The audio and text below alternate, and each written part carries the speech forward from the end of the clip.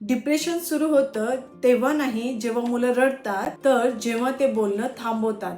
तुम्हाला जर असं वाटत असेल की तुमची मुलं पुढे जाऊन डिप्रेशनमध्ये जाऊ नये म्हणून, तर या 3 गोष्टी आत्तापासून करायला लागा.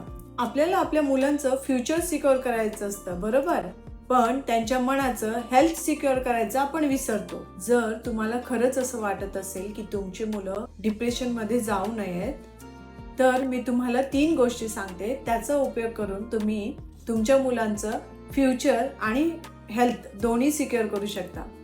पहिली गोष्ट आहे की त्यांचं ऐका, त्यांना जज करू नका.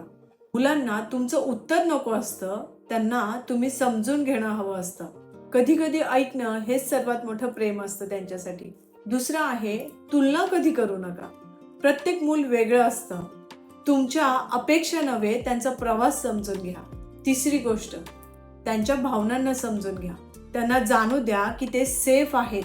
मुलं मजबूत होतात तेव्हा नाही, जेव्हा ते सगळं सहन करतात, जेव्हा त्यांना समजून घेणारे पालक मिळतात. स्ट्रॉंग मुलं तयार करायची असतील तर आधी सेफ एन्व्हायरमेंट तयार करा.